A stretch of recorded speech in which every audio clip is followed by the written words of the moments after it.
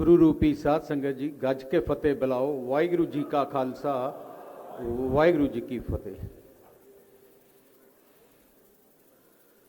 समूची कौम नूं श्रोमणी गुरुद्वारा प्रबंधक कमेटी की 100 साल की शताब्दी की लख लख बधाई दिना। अज समूची कौम इस पवित्र जगह ते इकट्ठी हुई है। हिंदुस्तान के कोने कोने तो, पंजाब के कोने कोने तो संत महापुरख इत्थे आए हैं। पंजे तख्त सभान दी जिहड़ी कमेटियां सिंह साहब सारे ही इत्थे विराजमान हैं। हिंदुस्तान के कोने कोने तो गुरु घरां तो अपने उन्होंने नुमाइंदे इत्थे पहुंचे हैं। बाहरले मुल्कों तो भी गुरु घरां कमेटियां के नुमाइंदे अज इत्थे आए हैं। मैं कह सकदा अज दा इकट्ठ इतिहासिक इकट्ठ है, समूची कौम की प्रतिनिधि करने वाला इकट्ठ है।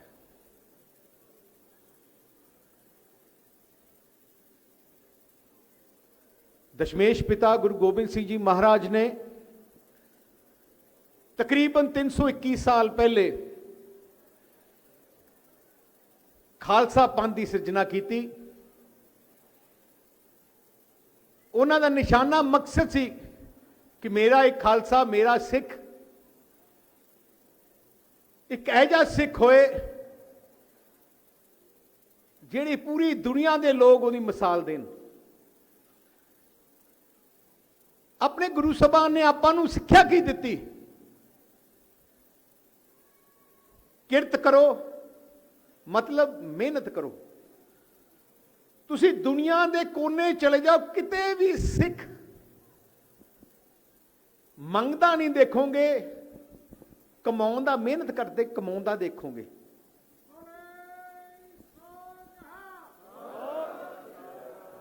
नाम जपो, परमात्मा नूं याद करो, क्योंकि सब तो वड्डी शक्ति परमात्मा तो अपन मिलती है।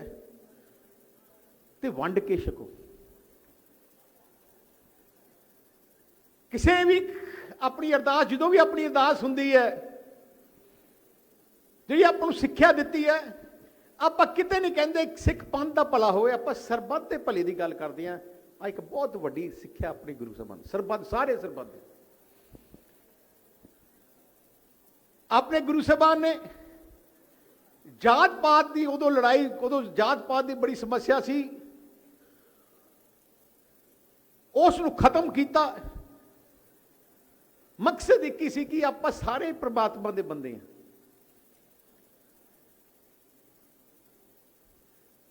आपां नूं सारे धर्मां नूं सत्कार करन दी आपां नूं सिक्ख्या दी।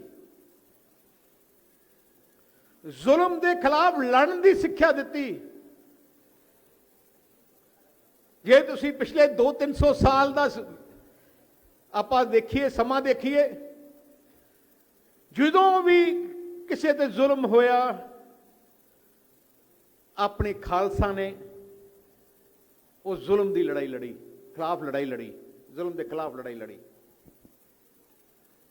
लगातार मुगलों ने अपने देश के कौम ते जुल्म किए,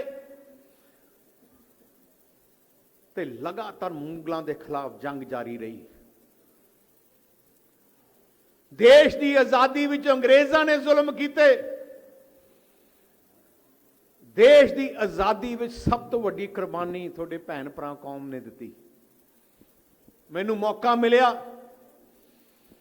काला पानी की जेल जान दा, जिथे अंग्रेज़ों ने जिहड़े अपने आज़ादी घुलाटिया सी, जिन्हों ने देश की आज़ादी वास्ते कुर्बानियां दित्तियां, उन्होंने चुन चुन के काला पानी की जेल च भेजा गया।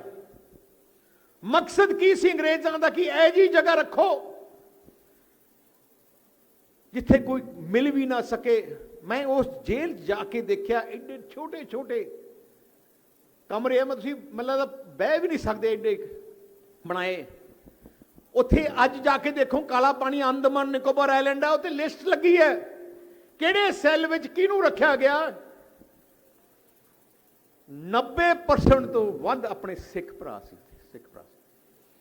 ਸਭ ਤੋਂ ਵੱਧ ਫਾਂਸੀਆਂ ਅੰਗਰੇਜ਼ਾਂ ਨੇ ਦਿੱਤੀਆਂ, ਉਹ ਵੀ ਆਪਣੇ ਭਰਾਵਾਂ ਨੇ ਦਿੱਤੀਆਂ। ਜਦੋਂ ਦੇਸ਼ ਆਜ਼ਾਦ ਹੋਇਆ, ਪਾਕਿਸਤਾਨ 'ਚ ਜਿਹੜੇ ਆਪਣੇ ਭੈਣ ਭਰਾ ਵਸੇ ਸੀ ਉਹ ਇੱਥੇ ਆਏ। ਆਪਣੇ ਦੇਖੋ ਕਿੰਨੀ ਵੱਡਾ ਨੁਕਸਾਨ ਆਪਣੀ ਕੌਮ ਨੂੰ ਹੋਇਆ।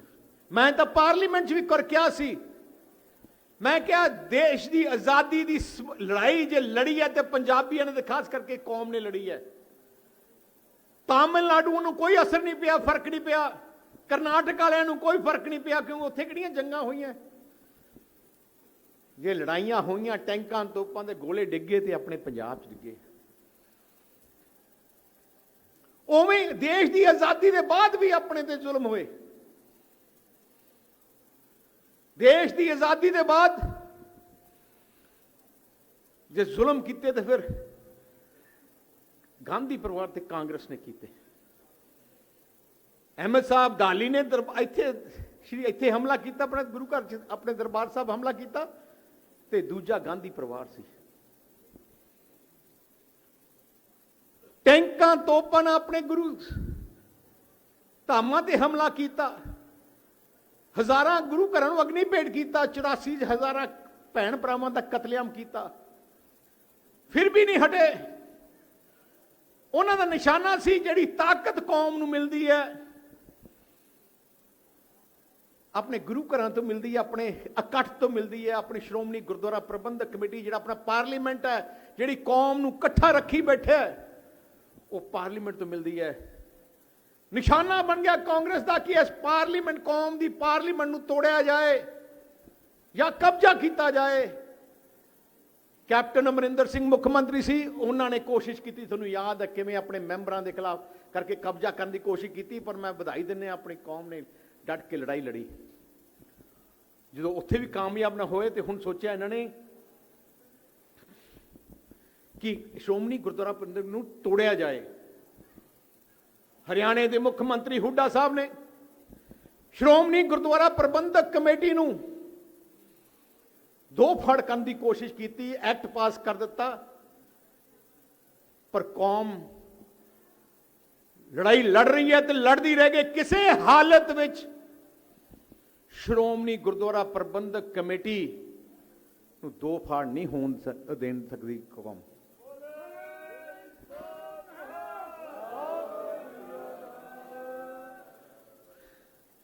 ਸ਼੍ਰੋਮਣੀ ਗੁਰਦੁਆਰਾ ਪ੍ਰਬੰਧਕ ਕਮੇਟੀ 100 ਸਾਲ ਪਹਿਲੇ ਹੋਂਦ ਵਿੱਚ ਆਈ। ਮਕਸਦ ਸੀ ਕਿ ਕੌਮ ਦੀ ਇੱਕ ਮਰਿਆਦਾ ਹੋਏ, ਕੌਮ ਦੀ ਸਾਰੇ ਗੁਰੂ ਘਰਾਂ ਦੀ ਸੇਵਾ ਪੂਰੇ ਵਧੀਆ ਤਰੀਕੇ ਨਾਲ ਹੋਣ, ਮਰਿਆਦਾ ਦੇ ਹਿਸਾਬ ਨਾਲ ਹੋਏ। ਦੁਨੀਆ ਵਿੱਚ ਵੱਖ-ਵੱਖ ਧਰਮ ਦੇ ਲੋਕ ਰਹਿੰਦੇ ਆ, ਉਹਨਾਂ ਦੇ ਵੱਖ-ਵੱਖ ਧਰਮ ਸਥਾਨ ਹੈ, ਪਰ ਸਿੱਖ ਕੌਮ ਇੱਕ ਐਜੀ ਕੌਮ ਹੈ, ਕੱਲੀ ਕੌਮ ਹੈ, ਜਿਹਦੀ ਆਪਣੇ ਗੁਰੂ ਧਾਮਾਂ ਦੀ ਸੇਵਾ ਸੰਭਾਲ ਇੱਕ ਡੈਮੋਕ੍ਰੈਟਿਕ ਤਰੀਕੇ ਨਾਲ ਕੀਤੀ ਜਾਂਦੀ ਹੈ, ਇੱਕ ਇਲੈਕਟਿਡ ਬਾਡੀ ਨਾਲ ਕੀਤੀ ਜਾਂਦੀ ਹੈ। ਸ਼੍ਰੋਮਣੀ ਗੁਰਦੁਆਰਾ ਪ੍ਰਬੰਧਕ ਕਮੇਟੀ ਕਿਸੇ ਦੀ ਜਾਇਦਾਦ ਨਹੀਂ, ਆ ਕੌਮ ਦੀ ਜਾਇਦਾਦ ਹੈ। ਬੜੇ ਲੋਕੀ ਜਿਹੜੇ ਆਪਣੇ ਵਿਰੋਧੀ ਹੈ, ਬਿਆਨ ਦਿੰਦੇ ਹੈ, ਜਾਣ ਕੇ ਕੋਸ਼ਿਸ਼ ਕਰਦੇ ਹੈ, ਕਿਉਂਕਿ ਸਾਰੀਆਂ 100 ਸਾਲ ਦੀਆਂ ਤਾਕਤਾਂ ਰਹੀਆਂ ਆਪਣੇ ਕੌਮ ਦੇ ਵਿੱਚ, ਜਿਹੜੇ ਗੱਦਾਰ ਹੈ, ਜਿਹੜੇ ਚਾਹੁੰਦੇ ਆ ਕਿ ਕਿਵੇਂ ਨਾ ਕਿਵੇਂ ਕੌਮ ਨੂੰ ਕਮਜ਼ੋਰ ਕੀਤਾ ਜਾਏ, ਅਖਬਾਰਾਂ 'ਚ ਬਿਆਨ ਦੇਣਗੇ ਸ਼੍ਰੋਮਣੀ ਗੁਰਦੁਆਰਾ ਪ੍ਰਬੰਧਕ ਕਮੇਟੀ ਨੂੰ ਆਜ਼ਾਦ ਕੀਤਾ ਜਾਏ। ਸ਼੍ਰੋਮਣੀ ਗੁਰਦੁਆਰਾ ਪ੍ਰਬੰਧਕ ਕਮੇਟੀ ਆਜ਼ਾਦ ਹੈ ਕੌਮ ਦੀ। ਹਰ 5 ਸਾਲ ਬਾਅਦ ਇਲੈਕਸ਼ਨ ਹੁੰਦੇ ਹੈ। ਜਿਹੜਾ ਐਕਟ ਬਣਿਆ ਦੇਸ਼ ਦੇ ਪਾਰਲੀਮੈਂਟ ਦਾ ਐਕਟ ਹੈ, ਵੋਟਾਂ ਪੈਂਦੀਆਂ ਹਰ 5 ਸਾਲ। ਵੋਟਾਂ ਬਣਾਉਂਦੇ ਕੋਈ ਅਸੀਂ ਨਹੀਂ ਬਣਾਉਂਦੇ, ਵੋਟਾਂ ਬਣਦੀਆਂ ਸਰਕਾਰ ਰਹੀ। ਕੋਈ ਵੀ ਵੋਟ ਆਪਣਾ ਬਣਾ ਸਕਦਾ ਹੈ, ਜੋ ਉਹਨਾਂ ਨੇ ਰੂਲਸ ਲਿਖੇ ਆ ਉਹਦੇ ਹਿਸਾਬ ਨਾਲ। ਕੋਈ ਬਾਦਲ ਪਰਿਵਾਰ ਇਲੈਕਸ਼ਨ ਨਹੀਂ ਕਰਾਉਂਦਾ, ਜਾਂ ਕੋਈ ਹੋਰ ਪਰਿਵਾਰ ਇਲੈਕਸ਼ਨ ਨਹੀਂ ਕਰਾਉਂਦਾ। ਇਲੈਕਸ਼ਨ ਕਮਿਸ਼ਨ ਦੇ ਥੱਲੇ ਇਲੈਕਸ਼ਨ ਹੁੰਦੇ ਆ, ਵੋਟਾਂ ਪੈਂਦੀਆਂ, ਅਸੀਂ ਘਰ 'ਚ ਬਹਿ ਕੇ ਵੋਟਾਂ ਨਹੀਂ ਪਾਉਂਦੇ। ਪਰ ਮੈਂ ਸਿੱਖ ਕੌਮ ਹਰ 5 ਸਾਲ ਬਾਅਦ ਵੋਟ ਪਾਉਂਦੀ ਹੈ ਤੇ ਹਰ 5 ਸਾਲ ਬਾਅਦ ਸ਼੍ਰੋਮਣੀ ਅਕਾਲੀ ਦਲ ਨੂੰ ਜ਼ਿੰਮੇਵਾਰੀ ਦਿੰਦੀ ਹੈ। ਕੀ ਦੱਸਣਾ ਚਾਹੁੰਦੇ ਆ ਕੌਮ ਕਿ ਸ਼੍ਰੋਮਣੀ ਅਕਾਲੀ ਦਲ ਤੇ ਸ਼੍ਰੋਮਣੀ ਗੁਰਦੁਆਰਾ ਪ੍ਰਬੰਧਕ ਕਮੇਟੀ ਦੋਨੋਂ ਹੀ ਕੌਮ ਦੀਆਂ ਨੁਮਾਇੰਦਾ ਜਥੇਬੰਦੀਆਂ।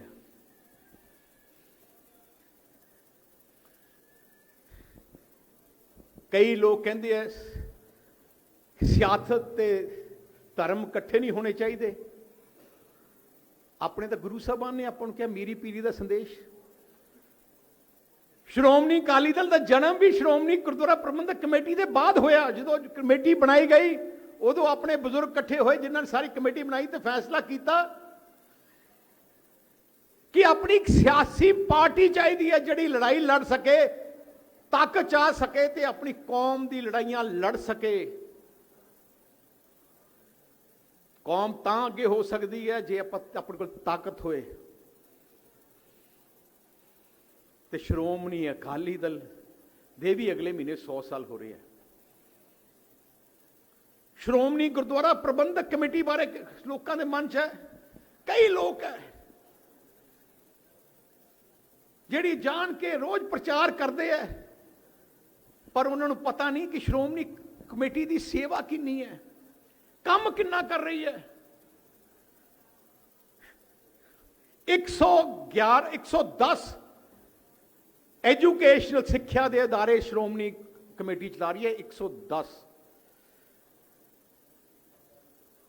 7 ਮੈਡੀਕਲ ਕਾਲਜ ਤੇ engineering college, 31 degree college, 77 school, ਤਕਰੀਬਨ 75,000 ਨੌਜਵਾਨਾਂ ਨੂੰ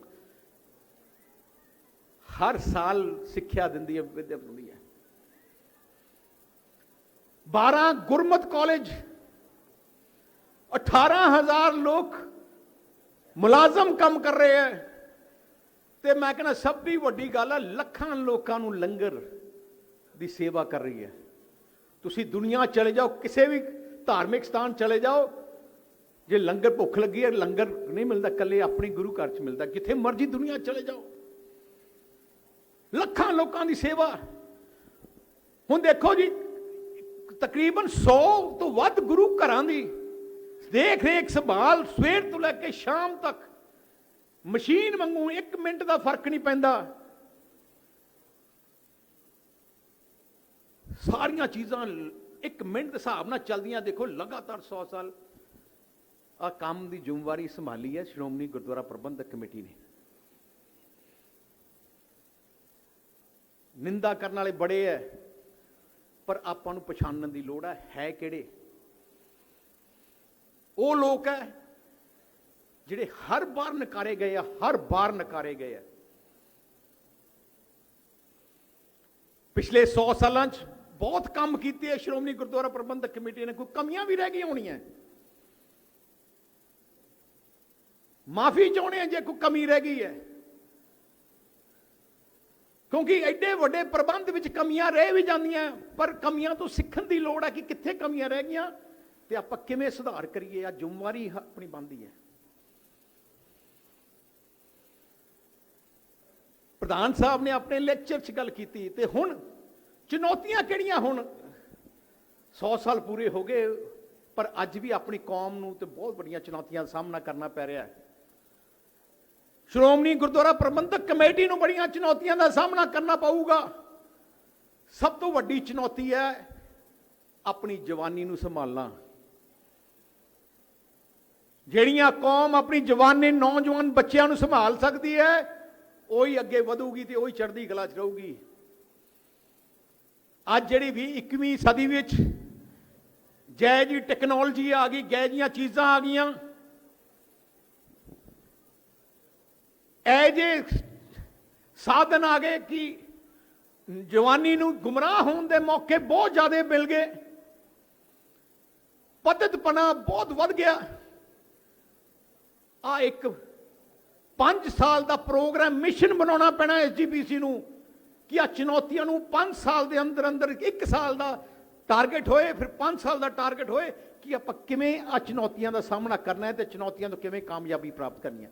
पतितपना एक बहुत बड़ी चुनौती है, नशा बहुत बड़ी चुनौती है, अपनी जवानी को बचाने वास्ते एक धर्म परिवर्तन बड़ा बड़ी चुनौती अपन आ रही है। ਜਿਹੜੇ ਇੱਕ ਧਰਮ ਨੂੰ ਕਨਵਰਟ ਕਰਕੇ ਦੂਜੇ ਧਰਮ 'ਚ ਕਰ ਗਏ, ਇੱਕ ਬਹੁਤ ਵੱਡੀ ਚੁਣੌਤੀ ਹੈ। ਸੰਤ ਮਹਾਂਪੁਰਖ ਸਾਰੇ ਇੱਥੇ ਬੈਠੇ ਆ, ਮੈਂ ਉਹਨਾਂ ਦੇ ਚਰਨਾਂ 'ਚ ਵੀ ਦਾਸ ਬੇਨਤੀ ਕਰਨਾ ਚਾਹੁੰਦਾ।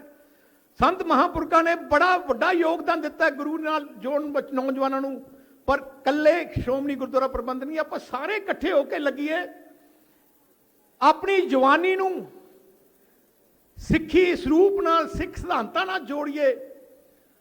जे आ लड़ाई अपनी कौम नूं इकट्ठे लड़नी पैनी है, सारी इकट्ठे होकर लड़नी पैनी है। बहुत वड्डा योगदान महापुरखों ने पाया, पर हुण बहुत वड्डी चुनौती अगे आ रही है। धर्म परिवर्तन मैं देखा एक बहुत वड्डी चुनौती है, जिहदा सोच समझ के किवें करना आपां प्रचार, किवें अपना कौम नूं अगे लैके जाना, आ एक बहुत वड्डी चुनौती है। एक होर वड्डी चुनौती है, जिहड़ियां माइनॉरिटीज़ हैं उन्हां दे मनां च देश विच इनसिक्योरिटी हो रही है। देखो गुरु साहबान ने अपने गुरु साहबान ने सिखाया कि सारे धर्मां दा सत्कार करना है। अपना देश एक ऐसा देश है जिथे सारे धर्मां दे लोग अपने देश रहिंदे हैं। सारे धर्म, दुनिया जिन्ने धर्म है सारे दे लोग इत्थे पैंदे हैं। सारे मुख्यमंत्री सूबे की जिम्मेवारी है, सारे देश के सेंटर सरकार की जिम्मेवारी है कि सारे धर्मां दे लोग सुरक्षित फील करन, ऐ ना होए उन्होंने मन च कोई ऐसा माहौल ना होए। उन्होंने सारे मुख्यमंत्रियों नूं, जिवें सरदार प्रकाश सिंह जी बादल ने अपने सरकार के दौरान, बादल साहब ने जो मुख्यमंत्री सी, उन्हों का निशाना सी कि मेरे सूबे विच भाईचारक सांझ रहनी चाहिए है, सारे धर्मां दे लोगों को सिक्योर फील होना चाहिए है। तुसीं देखियो मुख्यमंत्री होंदे सारे धर्मां दे पवित्र जो दिहाड़े होंदे, बादल साहब आप जाते उन्हां नाल विच बह के मनाउंदे। कल्ली आ गल नहीं, बादल साहब ने कल्ले मुख्यमंत्री पूरे देश दे विच है जिन्हां ने सारे धर्मां दे पवित्र स्थान करोड़ों रुपये ला के सरकार दे आप सजाए है। तुसीं राम तीरथ जाके देखो कितना खूबसूरत बनाया, दुर्गियाना मंदिर च करोड़ों रुपये लाए। गुरु रविदास जी महाराज के पवित्र स्थान को सजाने वास्ते काम बड़ी जंगी पद्धर से शुरू किया। दरबार साहब चारों तरफ देखो किवें किवें जिहड़ी जिहड़ियां कमियां सी किवें दूर करनियां, वो पूरी कोशिश की। एक बादल साहब जो मुख्यमंत्री सी, उन्हां दी सोच सी जिन्हें अपने पवित्र स्थान है, भावें श्री आनंदपुर साहब है, भावें श्री तलवंडी साबो है, मुक्तसर साहब है, तुसीं जाके देखो उन्हां च हर चीज़ की कमी, भावें जिन्ना मर्जी पैसा लग्या, वो सारी चीज़ों की कमी उत्थे पूरी करने की कोशिश की। ताइयों मैं क्या सी ना, पहले शुरू किया सी मीरी पीरी, जे अपने को ताकत आई ताइयों आप कुछ कर सके, जे ताकत ही ना होए तो आप अपनी कौम की चढ़ती कला वास्ते यतन किवें कर सकते हैं। वड्डा एक होर काम जिवें अपना चुनौती सी, अपने विरसे संभालने की चुनौती सी, जिहड़ा वड्डा विरासते खालसा मुख्यमंत्री बादल साहब ने बनाया। छोटे घल्लूघर की यादगार, वड्डे घल्लूघर की यादगार, बाबा बंदा सिंह बहादुर की यादगार। मकसद की सी यादगार बनाना कि अपनी नवी पीढ़ी को पता लग जाए कि अपना इतिहास की है, विरसा की है। ਜਿਹੜੀਆਂ ਕੌਮਾਂ ਆਪਣਾ ਵਿਰਸਾ ਸੰਭਾਲ ਲੈਂਦੀਆਂ, ਉਹੀ ਕੌਮਾਂ ਅੱਗੇ ਵੱਧ ਸਕਦੀਆਂ। ਤੇ ਹੁਣ ਵੀ ਆਪਾਂ ਨੂੰ ਜਿਹੜੀ ਸ਼੍ਰੋਮਣੀ ਗੁਰਦੁਆਰਾ ਪ੍ਰਬੰਧਕ ਕਮੇਟੀ ਨੂੰ ਵੀ ਇਹ ਚੁਣੌਤੀ ਹੈ ਕਿ ਆਪਣੀ ਵਿਰਸੇ ਨੂੰ ਕਿਵੇਂ ਸੰਭਾਲੀਏ, ਵਿਰਸੇ ਦੀ ਪ੍ਰਚਾਰ ਕਿਵੇਂ ਘਰ ਘਰ ਜਾਏ, ਆਪਣੇ ਇਤਿਹਾਸ, ਆਪਣੇ ਗੁਰੂ ਸਾਹਿਬਾਨ ਦੀ ਦੱਸੇ ਰਾਸਤੇ ਨੂੰ ਕਿਵੇਂ ਘਰ ਘਰ ਤੱਕ ਪਹੁੰਚਾਈਏ। जिवें मैं क्या श्रोमणी अकाली दल ते श्रोमणी गुरुद्वारा प्रबंधक की, जिवें सिंह साहब ने कहा श्रोमणी ਸ਼੍ਰੋਮਣੀ ਗੁਰਦੁਆਰਾ ਪ੍ਰਬੰਧਕ ਕਮੇਟੀ ਸ਼੍ਰੋਮਣੀ ਅਕਾਲੀ ਦਲ ਦੀ ਮਾਂ ਹੈ। ਸ਼੍ਰੋਮਣੀ ਅਕਾਲੀ ਦਲ ਦੀ ਵੀ ਜ਼ਿੰਮੇਵਾਰੀ ਉਨੀ ਹੈ, ਕਿਉਂਕਿ ਆ ਕੌਮ ਦੀ ਨੁਮਾਇੰਦਾ ਜਥੇਬੰਦੀ ਹੈ। ਮੈਨੂੰ ਬੜਾ ਮਾਣ ਹੈ ਕਿ ਮੈਨੂੰ ਇਹ ਛੋਟੀ ਉਮਰ ਵਿੱਚ ਮੌਕਾ ਮਿਲਾ ਸੇਵਾ ਕਰਨ ਦਾ। ਆ ਸ਼੍ਰੋਮਣੀ ਅਕਾਲੀ ਦਲ ਵੀ ਕਿਸੇ ਦੀ ਜਾਇਦਾਦ ਨਹੀਂ ਹੈ। ਅੱਜ ਦਾਸ ਨੂੰ ਮੌਕਾ ਮਿਲਿਆ, ਮੇਰੇ ਬਾਅਦ ਕੋਈ ਹੋਰ ਹੋਊਗਾ, ਉਹਦੇ ਬਾਅਦ ਹੋਊਗਾ। ਮੇਰੇ ਤੋਂ ਪਹਿਲੇ ਕਿੰਨੇ ਮਹਾਨ ਇਨਸਾਨ ਸ਼੍ਰੋਮਣੀ ਅਕਾਲੀ ਦਲ ਦੇ ਪ੍ਰਧਾਨ ਰਹੇ ਹਨ।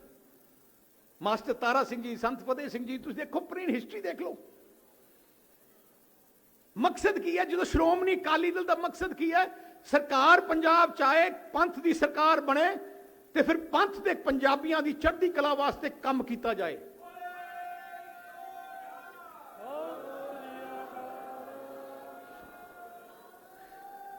ਸਿੱਖ ਕੌਮ ਦਾ ਹੈੱਡਕੁਆਟਰ ਕਿੱਥੇ ਹੈ? ਸਿੱਖ ਕੌਮ ਦਾ ਹੈੱਡਕੁਆਟਰ, ਸਿੱਖ ਕੌਮ ਦਾ ਜਿਵੇਂ ਸਾਰਾ ਕੁਝ ਹੀ ਪੰਜਾਬ ਹੈ। ਜੇ ਪੰਜਾਬ ਨੂੰ ਆਪਾਂ ਬਹੁਤ ਸੋਹਣਾ ਬਣਾ ਦਿੰਦੇ ਆ, ਪੰਜਾਬ ਦੇ ਵਿੱਚ ਸਾਰਾ ਕੁਝ ਲਿਆ ਦਿੰਦੇ ਆ, ਇਹਦਾ ਮਤਲਬ ਉਨੀ ਤਕੜੀ ਆਪਣੀ ਕੌਮ ਹੈ। ਸੋ ਮਕਸਦ ਅਕਾਲੀ ਦਲ ਦਾ, ਸ਼੍ਰੋਮਣੀ ਅਕਾਲੀ ਦਲ ਦਾ ਕੀ ਹੈ? ਇੱਕ ਤਾਂ ਆਪਣੀ ਕੌਮ ਨੂੰ ਦੀ ਸੁਰੱਖਿਆ ਵਾਸਤੇ, ਕੱਲੇ ਦੇਸ਼ 'ਚ ਨਹੀਂ, ਦੁਨੀਆ ਦੇ ਕੋਨੇ-ਕੋਨੇ ਜੇ ਮੇਰੇ ਆਪਣੀ ਕੌਮ ਨੂੰ ਕੁਝ ਵੀ ਚਾਹੁਣ ਦੀ ਕੋਈ ਕੋਸ਼ਿਸ਼ ਕਰੇ, ਉਹਦੀ ਲੜਾਈ ਲੜਨੀ ਹੈ। ਤੇ ਮੈਨੂੰ ਬੜਾ ਮਾਣ ਹੈ, ਅਸੀਂ ਲੜਦੇ ਰਹੇ ਹਾਂ। ਭਾਵੇਂ ਫਰਾਂਸ ਵਿੱਚ ਪਗੜੀ ਦਾ ਮਸਲਾ ਆਇਆ, ਭਾਵੇਂ ਦੂਜੇ ਮੁਲਕਾਂ 'ਚ ਆਪਣੀ ਮਸਲੇ ਆਏ, ਲੜਾਈ ਲੜੀ, ਆਪਣੀ ਪਾਰਟੀ ਨੇ ਲੜਾਈ ਲੜੀ। ਉਵੇਂ ਹੁਣ ਵੀ ਮਕਸਦ ਕੀ ਹੈ ਸ਼੍ਰੋਮਣੀ ਅਕਾਲੀ ਦਲ ਦਾ?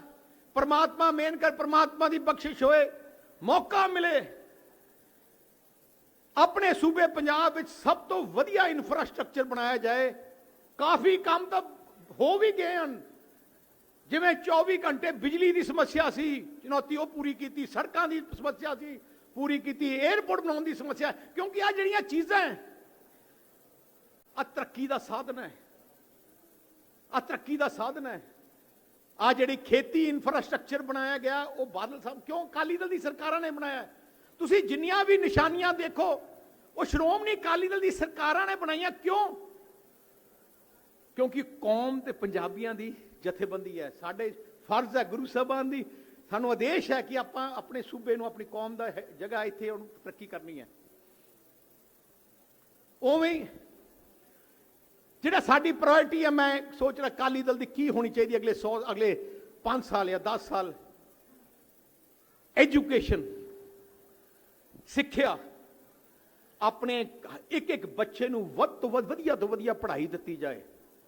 ਜਿਹੜਾ ਇੱਕ ਆਪਣਾ ਬੱਚਾ ਪੜ੍ਹ ਗਿਆ ਤੇ ਪਰਿਵਾਰ ਤਰੱਕੀ ਤੇ ਹੋ ਜਾਊਗਾ, ਆਪਣੇ ਆਪ ਖੜਾ ਹੋਣ ਲੱਗ ਜਾਊਗਾ। ਸਿੱਖਿਆ ਆਪਣੀ ਪ੍ਰਾਇੋਰਟੀ ਰਹਿਣੀ ਹੈ, ਪਰਮਾਤਮਾ ਮਿਹਰ ਕਰੇ। ਮੈਡੀਕਲ ਫੈਸਿਲਿਟੀ ਆਪਣੀ ਪ੍ਰਾਇੋਰਟੀ ਰਹਿਣੀ ਹੈ।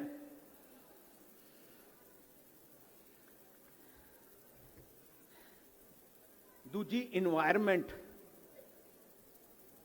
ਜੇ ਪੰਜਾਬ ਨੂੰ ਬਚਾਉਣਾ, ਪੰਜਾਬ ਦਾ ਪਾਣੀ ਬਚਾ ਲਈਏ। ਪੰਜਾਬ ਦਾ ਪਾਣੀ ਜਿਹੜਾ ਪੀ ਰਹੇ ਹਾਂ ਆਪਾਂ, ਇਹ ਜਾਂ ਜ਼ਹਿਰ ਪੀ ਰਹੇ ਹਾਂ। ਤਾਈਓ ਤੁਸੀਂ ਦੇਖੋ ਹਰ ਰੋਜ਼ ਕੈਂਸਰ ਦੀ ਬਿਮਾਰੀ ਨਾਲ ਹਜ਼ਾਰਾਂ ਲੋਕ ਮਰ ਰਹੇ ਹੈ। ਐਜ਼ ਪ੍ਰੈਜ਼ੀਡੈਂਟ ਮੈਂ ਕਹਿਣਾ ਚਾਹਣਾ ਹੈ, ਮੇਰੀ ਟੌਪ ਪ੍ਰਾਇੋਰਟੀ ਹੋਊਗੀ, ਜੇ ਪ੍ਰਮਾਤਮਾ ਮਿਹਰ ਕਰੇ, ਪੰਜਾਬ ਦੀਆਂ ਸਾਰੀਆਂ ਨਹਿਰਾਂ ਦੀਆਂ, ਨਦੀਆਂ ਦੇ ਪਾਣੀ ਬਿਲਕੁਲ ਸਾਫ਼ ਕਰਕੇ ਦੇਵਾਂ। ਕੋਈ ਔਖਾ ਨਹੀਂ ਹੈ, ਕੋਈ ਔਖਾ ਨਹੀਂ ਹੈ,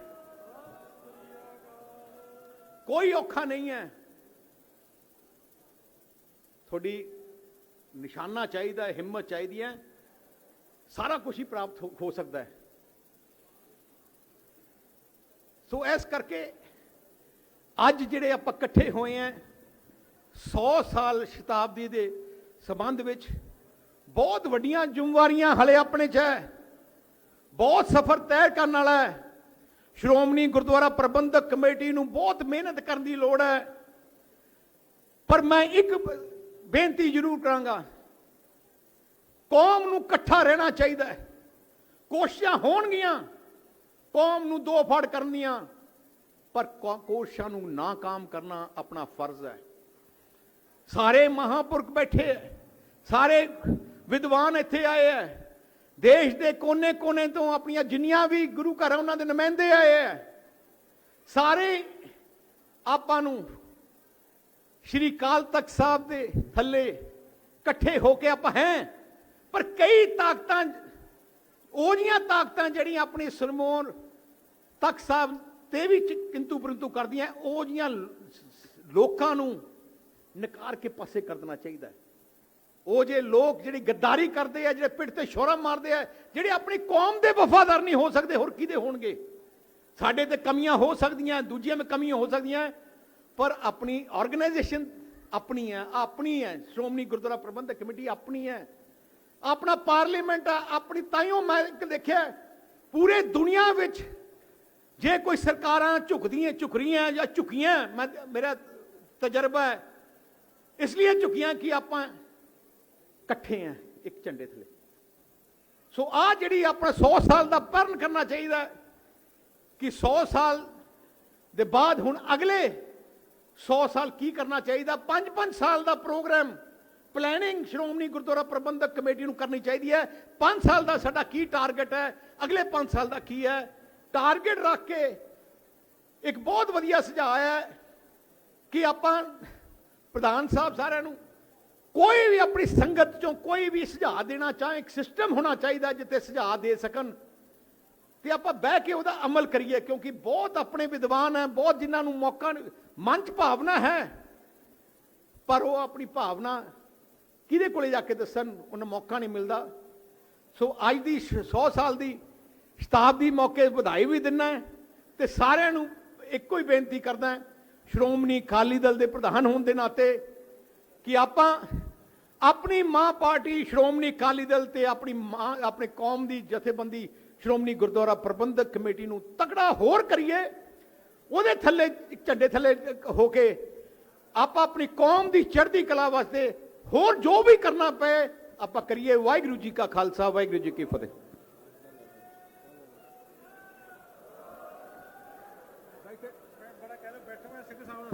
ਉਹ ਬੈਠੇ ਰਹੋ, ਸਾਰੀ ਸੰਗਤ ਨੂੰ ਬੇਨਤੀ ਆ, ਜਥੇਦਾਰ ਅਕਾਲ ਤਖਤ ਸਾਹਿਬ ਜੀ ਨੇ ਸੰਦੇਸ਼ ਦੇਣਾ। ਆਪਾਂ ਐਵੇਂ ਨਾ ਕਰੀਏ।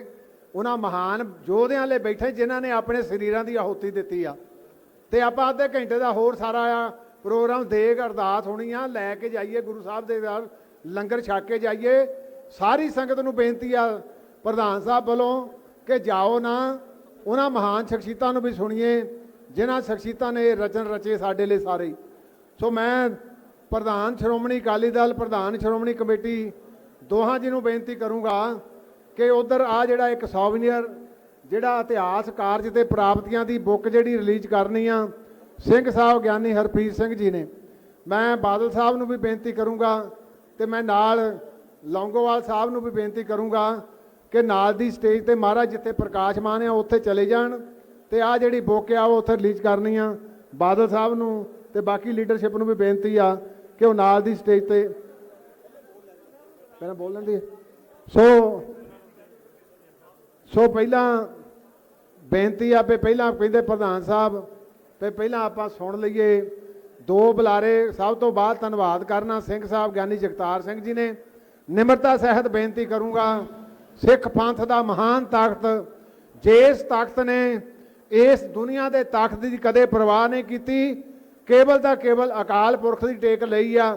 ਔਰ ਮੈਨੂੰ ਖੁਸ਼ੀ ਆ ਜਥੇਦਾਰ ਹਰਪ੍ਰੀਤ ਸਿੰਘ ਜੀ ਸਿੱਖ ਤੇ ਕੌਮੀ ਮਸਲਿਆਂ ਦੇ ਉੱਤੇ ਹਮੇਸ਼ਾ ਹੀ ਦ੍ਰਿੜਤਾ ਨਾਲ ਪਹਿਰਾ ਦਿੰਦੇ ਆ। ਆਓ ਸਾਰੇ ਅਰਦਾਸ ਕਰੀਏ ਕਿ ਇਹਨਾਂ ਵਿੱਚੋਂ ਜਿਹੜੀ ਦੁਨਿਆਵੀ ਰੂਹ ਨੂੰ ਛੱਡ ਕੇ ਜਿਹੜੀ ਅਕਾਲ ਪੁਰਖੀ ਰੂਹੀ ਉਹ ਇਹਨਾਂ ਦੇ ਵਿੱਚ ਐਵੇਂ ਪ੍ਰਵੇਸ਼ ਰਹੇ ਤੇ ਸਿੱਖ ਕੌਮ ਦੇ ਸਮੁੱਚੇ ਮਸਲਿਆਂ ਦੇ ਵਿੱਚ, ਕੌਮੀ ਮਸਲਿਆਂ ਦੇ ਵਿੱਚ ਦ੍ਰਿੜਤਾ ਦੇ ਨਾਲ ਆਪਣਾ ਪਹਿਰਾ ਦੇਣ। ਉਹਨਾਂ ਨੂੰ ਬੇਨਤੀ ਕਰੂੰਗਾ। ਉਹਨਾਂ ਤੋਂ ਪਹਿਲਾਂ ਮੈਂ ਇੱਕ ਜਕਾਰਾ ਵੀ ਗਜਾਊਂਗਾ, ਉਹਨਾਂ ਨੂੰ ਸਤਿਕਾਰ ਵੀ ਦੇਣਾ, ਉਹ ਬਾਅਦ ਦੇ ਵਿੱਚ ਫਿਰ ਉੱਥੇ ਇਕੱਠਾ ਹੀ ਦੇ ਦਿੱਤਾ ਜਾਊਗਾ। ਬੋਲੇ ਸੋ ਨਿਹਾਲ। ਸਤਿ ਸ਼੍ਰੀ ਅਕਾਲ ਜੀ ਸਾਰਿਆਂ ਨੂੰ। ਮੈਂ ਹਾਂ JP Singh, Cambridge international academy ਤੋਂ। ਕੋਵਿਡ-19 ਦੀ ਮਹਾਮਾਰੀ ਤੋਂ ਬਾਅਦ UK, USA, Canada, Australia student visa ਦੇ ਨਿਯਮਾਂ ਵਿੱਚ ਆਇਆ ਹੈ ਵੱਡਾ ਬਦਲਾਅ। ਜੇਕਰ ਤੁਸੀਂ ਵੀ ਇਹਨਾਂ ਕੰਟਰੀਆਂ ਦੇ ਵਿੱਚ ਸਟੱਡੀ ਵੀਜ਼ਾ ਅਪਲਾਈ ਕਰਨ ਬਾਰੇ ਸੋਚ ਰਹੇ ਹੋ ਤਾਂ ਕੈਂਬਰਿਜ ਇੰਟਰਨੈਸ਼ਨਲ ਅਕੈਡਮੀ ਦੀ ਐਕਸਪਰਟ ਟੀਮ ਤੋਂ ਸਲਾਹ ਲੈਣਾ ਨਾ ਭੁੱਲਣਾ, ਕਿਉਂਕਿ ਕੈਂਬਰਿਜ ਇੰਟਰਨੈਸ਼ਨਲ ਅਕੈਡਮੀ ਕੋਲ ਹੈ ਪਿਛਲੇ 13 ਸਾਲ ਦਾ ਵੱਡਾ ਤਜਰਬਾ ਜਿਨ੍ਹਾਂ ਦੀ ਮਦਦ ਦੇ ਨਾਲ ਹਜ਼ਾਰਾਂ ਹੀ ਪੰਜਾਬ ਦੇ ਨੌਜਵਾਨ ਵਿਦੇਸ਼ ਦੇ ਵਿੱਚ ਆਪਣਾ ਚੰਗਾ ਭਵਿੱਖ ਬਣਾ ਚੁੱਕੇ ਨੇ। ਜੇਕਰ ਤੁਸੀਂ ਵੀ ਵਿਦੇਸ਼ ਪੜ੍ਹਾਈ ਵੀਜ਼ੇ ਤੇ ਜਾਣਾ ਚਾਹੁੰਦੇ ਹੋ ਤਾਂ ਸਕਰੀਨ ਤੇ ਡਿਸਪਲੇ ਹੋ ਰਹੇ ਨੰਬਰ ਤੇ ਕਾਲ ਕਰਕੇ ਤੁਸੀਂ ਮੈਨੂੰ ਅੰਮ੍ਰਿਤਸਰ ਤੇ ਜਲੰਧਰ ਆਫਿਸ ਦੇ ਵਿੱਚ ਮਿਲ ਸਕਦੇ ਹੋ ਔਰ ਅਸੀਂ ਕਰਾਂਗੇ ਤੁਹਾਡਾ ਵਿਦੇਸ਼ ਦੇ ਵਿੱਚ ਪੜ੍ਹਾਈ ਕਰਨ ਦੇ ਸੁਪਨੇ ਨੂੰ ਸਾਕਾਰ। ਧੰਨਵਾਦ।